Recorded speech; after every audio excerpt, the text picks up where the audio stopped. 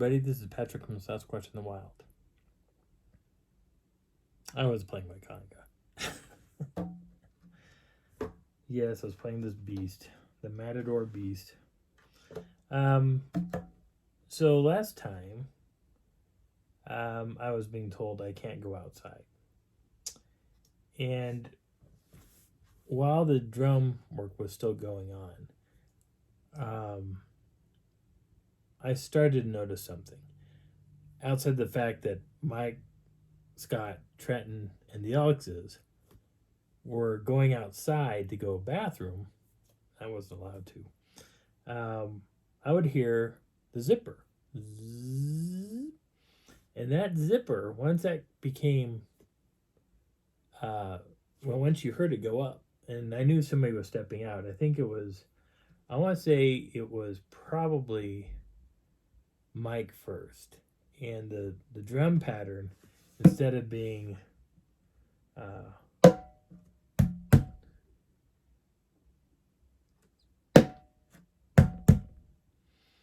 turned to this. Zzz.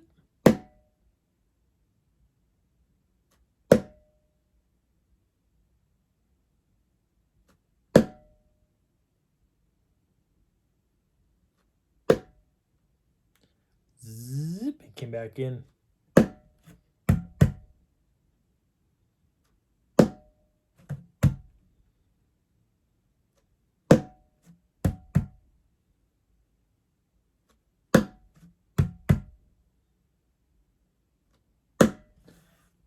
It just played on. But when I would hear Scott go out,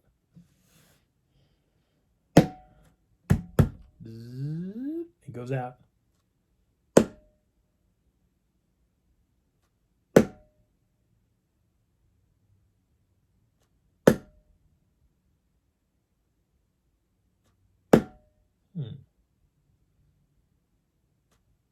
Zzz.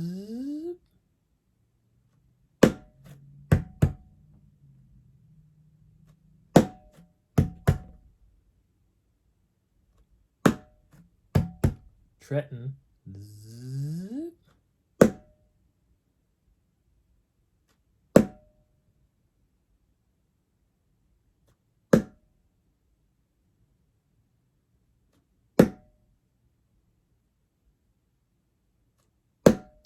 Zzz. And back inside.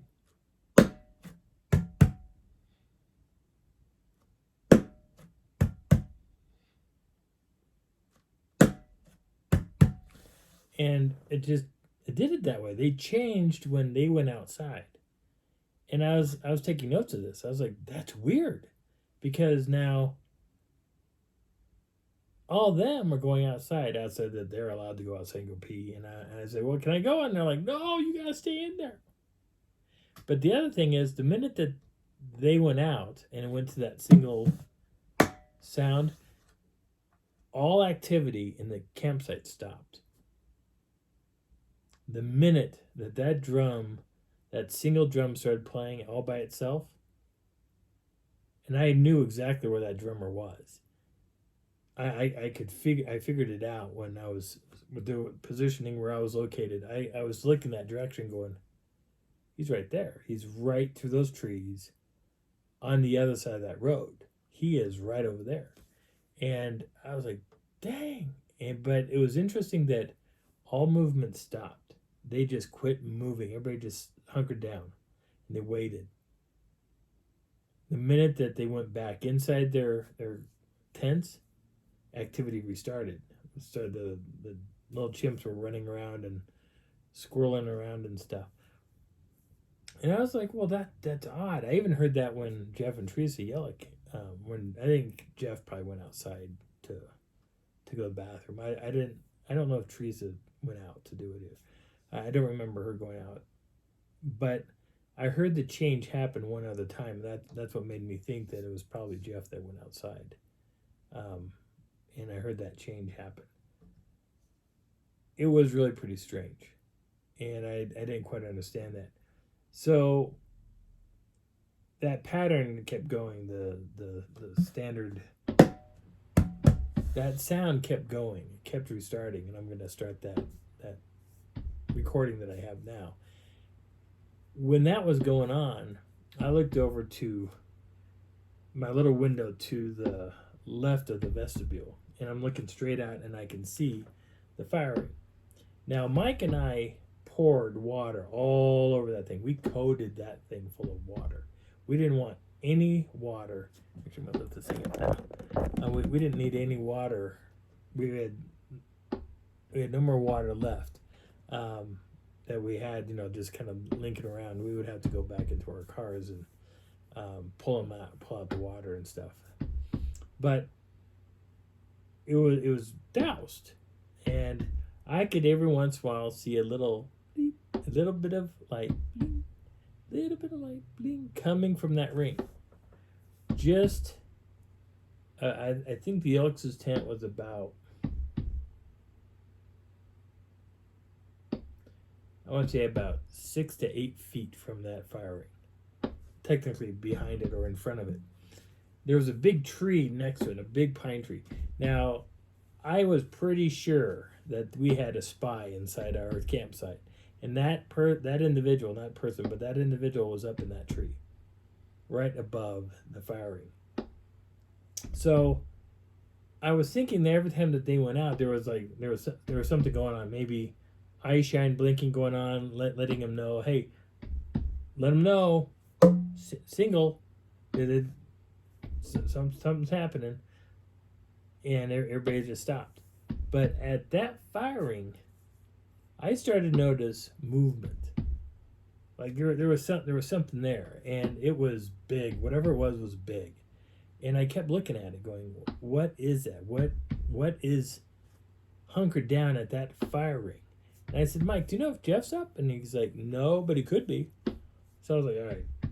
So he goes, "Why?" And I said, "Because I'm seeing something at the fire ring." I'm looking right at it. I said, I don't know what it is. And he goes, "Well, it's probably Jeff." And I said, "Mike, it looks bigger than Jeff." He said, "Really?" I said, "Yeah, whatever this is bigger than Jeff.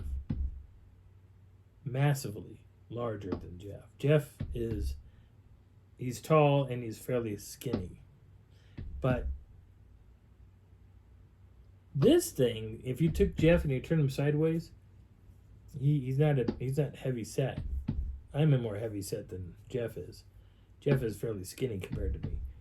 This thing filled out. It was big. It was massively big. And I was like, "What's it do?" And I just kind of, he goes, "Well, just watch it, see what it does." And I started seeing hand gestures doing this, and I'd see a little bit more light coming from the fire. I'm like, "What the hell?" And then all of a sudden, it's doing this, just hand gestures, and bang, here came the flames. I was like, "What?" And I was like, "How is that possible?" And he said, "What?" And I said, "The fire just started." And he goes, "Well, it probably..." I said, "Mike, we doused that whole thing. There's no way. There's standing water inside that. There is no way that fire should be started. No way. There's no way." But there were flames. When this thing lit up, it showed me who was standing or sitting or squatting, actually, next to that fire ring. And it wasn't Jeff. There was a individual there, quite large, massive arms. Seriously massive arms. Now, on camera, it looks gigantic, what I'm doing. But in reality check, it's not that big. In reality, it is a big arm. But what I saw hanging off the arm was long, stringy hair. And it was crazy because there was a lot of long, stringy hair coming off. Long hair all throughout, but it was more stringy hanging down. And what this individual looked like was an orangutan. A very large orangutan. And I thought, wait a second. And then I could see the heavy set brow, and the hair was reddish orange, just like an orangutan. It blew my flipping mind. I was like, what the hell? And I'm staring at it. I can't use my cameras. I can't do anything to film this. But I'm watching this being played out, and I'm like, oh my God. And he said, what are you looking at? I said, Mike, I'm looking at an orangutan. And this thing is huge. It's not like, if you look at an orangutan on, at the zoo, they're not too terribly huge. They're not exactly ginormous. This female, oh, by the way, it was a female. And the reason why I know it's a female, because I could see side profile when she moved her arms up like this, I could see breasts. They were very much, they were there. You could see them. There was nothing covering them up. They were very presentable. And she was doing her thing, and then she'd bring her arms back down, and the fire would come back down. And I was like, that is crazy. This went on for probably about 35, 40 minutes. And within a few seconds, I saw the fire dimming down, and she was doing this, and bloop, it was like lights out.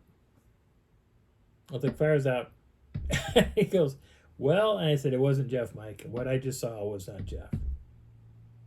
He goes, okay. And I could see the silhouette form of her turn, and when she stood up, she was still pretty tall. She was about, I want to say her maximum height was about 10 feet. She stood taller. She looked taller. From the positioning from where I was at to where she was at was probably about 15 feet from the front of my door to that campfire. And I was like, that's crazy. That is actually crazy. She got up, she walked down the path, and I was like, oh. Into the darkness. I could see silhouettes for a little bit, and then she was gone. I was like, oh, okay, that was crazy. So everything goes fairly quiet, but there's still some movement going on, and it seems like night is slowly turning to morning.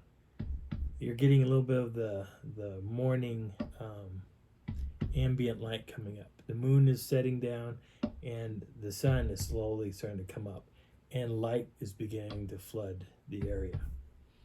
And I was like, what's going on? And I start to hear birds chirping. You know, they're waking up, and they're doing their thing. And eventually the squirrels start to wake up. And I was like, what? And now you start to hear some of the chattering going on, you know.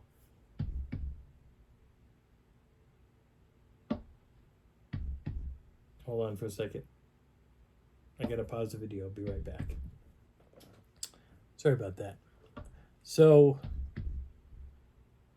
I'm laying there and I'm listening to the birds, and now my bladder feels like it's this big. And I'm hurting, really hurting. But I'm laying there. I decided to lay down for a little bit. And I start to hear movement coming in. And it comes in between Mike's tent and my tent. And out of nowhere, I start to hear.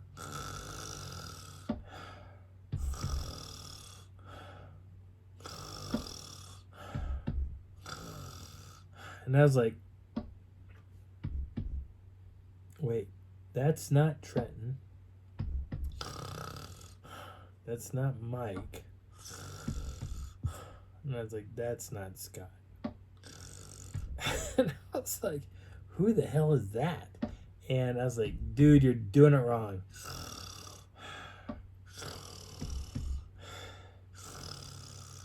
And there, you could tell there's an individual right here.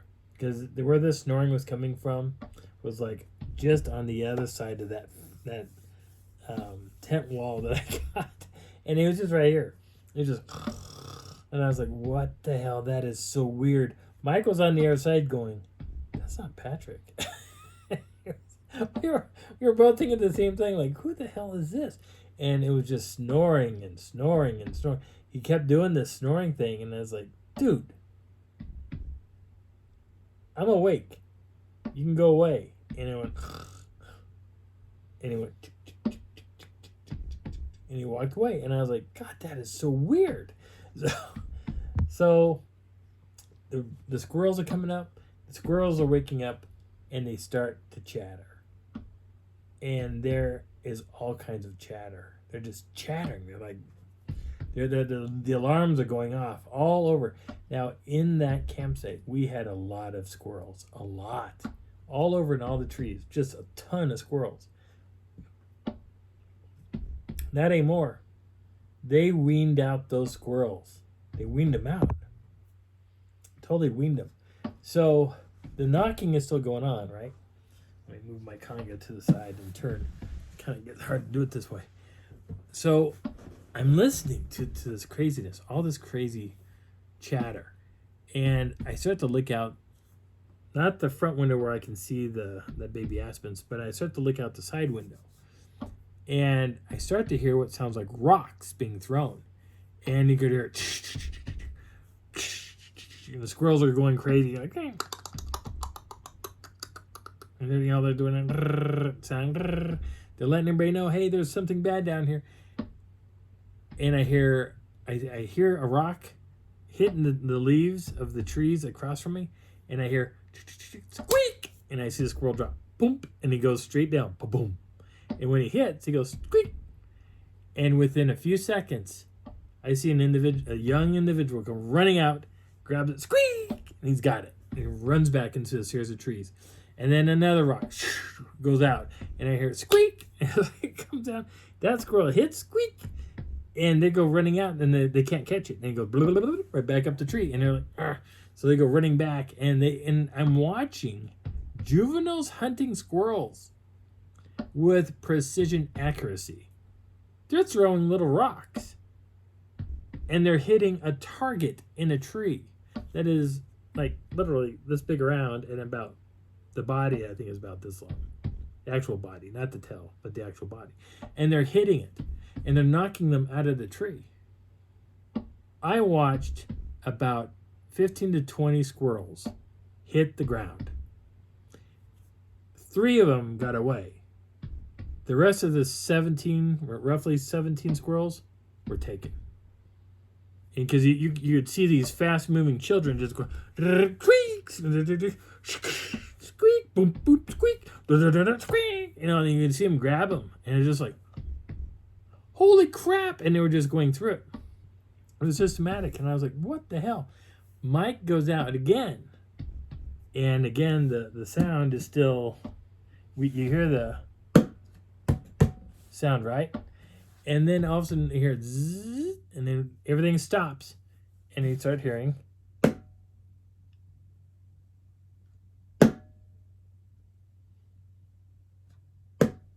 and he's listening. Mike's listening to what might be going on.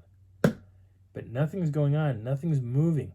But the minute that Mike steps out, the big Indian guy that was over around the opposite side of Mike takes 2 large strides, and I watched him. He comes running out like he does that typical stride, with the arms are, he goes once, twice, he gets down on all 4s, and he launches himself right into the pine trees across from the thick part of the pines.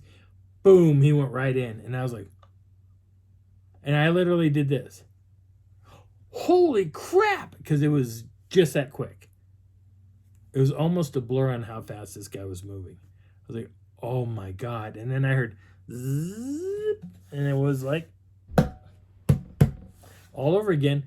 And he came in, and I said, Mike, did you step out? And he goes, I did. And I said, there was a Sasquatch on the side where Trenton was. And he goes, no, I didn't know that. And I said, yeah, he got up and he took off. He shot, bang, he was out of there. And Michael's like, really? I said, dude, I've never seen anything run that fast in my life.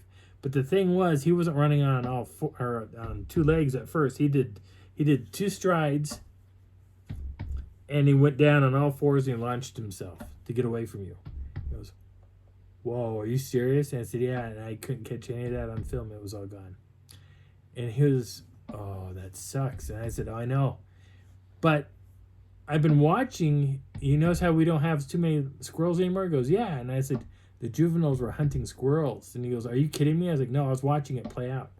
I have never seen anything like that. I've never seen a human kid, hit a squirrel, let alone anything else, with a rock that was dead on, where they could hit it repeatedly and hit the squirrels, up in the tree. They would have to use a gun or a BB gun, but they were not. They were using just little rocks, and they were knocking these squirrels right out of the tree. He goes, oh my God. And I was like, yeah, this is a crazy night.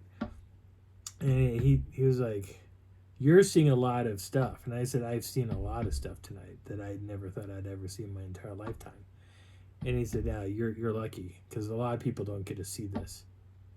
And I was like, "That's crazy," but I got to view it. And Mike finally said, "I'm getting really tired. I'm going to go to sleep." And so he's out. He starts to, Trent's still asleep. I don't know about Scott, but he's asleep. So I was like, God, this is so strange. So I'm going to end this video again now, and then I'll talk about what happens, because something happens in the next video, and I have a video to show with my night vision camera. And that video that I'm going to show, it's not crystal clear about what you're going to see. It's not like when you're filming in the dark and you can see in the dark and I can zoom in and make everything look happy and pretty. No, I actually film an individual looking into my tent. But because the night vision camera, it can shoot in color, and it was shooting in color, but when it was trying to focus, when I was trying to focus in on this guy, there's a lot of what do you call it, snow or static or whatever all over the face, the facial area. You can see the face, you can see how big the nose is, you can see how big the eyes are and everything, and it is absolutely crazy. But my name is Patrick, and I hope you're enjoying the journey, because we're coming down to the end of this. And a crazy conclusion that took 3 years of weirdness between Mike and I before he kind of came clean. But again, my name is Patrick. This is Sasquatch in the Wild, and I'll talk to you on Sunday.